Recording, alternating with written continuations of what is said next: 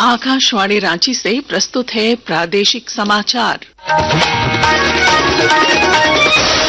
नमस्कार, प्रादेशिक समाचारों के साथ मैं पूनम केरकेट्टा। विधानसभा के बजट सत्र के दौरान आज राज्य के वित्त मंत्री राधाकृष्ण किशोर ने वित्त वर्ष 2025-26 के लिए 1,45,400 करोड़ रुपए का बजट पेश किया।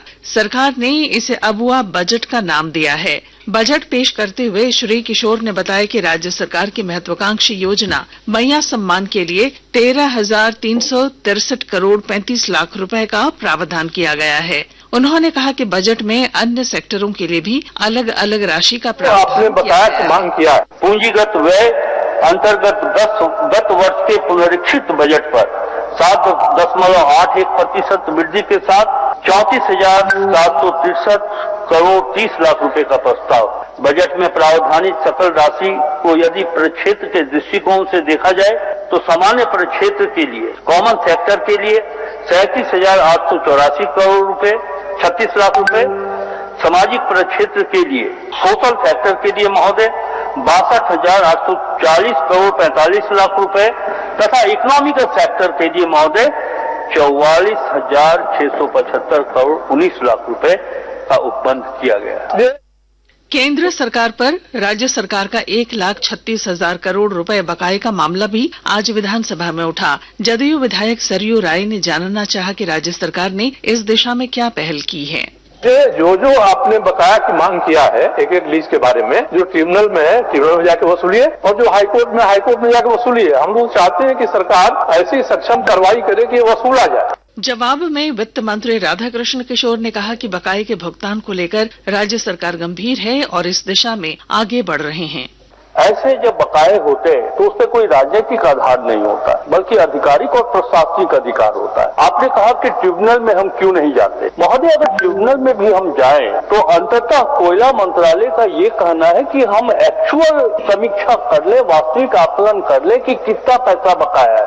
आपने ये भी कहा कि हम सूद की राशि लेंगे कि नहीं लेंगे, डंके की चोट पर लेंगे। महोदय, टेंडर घोटाला के जरिए करोड़ों रुपए की मनी लॉन्ड्रिंग करने के आरोपी पूर्व मंत्री आलमगीर आलम और उनके ओएसडी संजीव लाल की जमानत याचिका पर अब हाई कोर्ट में 7 मार्च को सुनवाई होगी। दोनों आरोपियों की जमानत याचिका हाई कोर्ट के न्यायाधीश जस्टिस सुजीत नारायण प्रसाद की कोर्ट में सुनवाई के लिए सूचीबद्ध है। गौरतलब है कि आलमगीर आलम और संजीव लाल दोनों आरोपियों को रांची पीएमएलए की विशेष अदालत ने बेल देने से इनकार कर दिया था और उनकी जमानत याचिका खारिज कर दी थी, जिसके बाद दोनों ने हाई कोर्ट में जमानत के लिए गुहार लगाई है।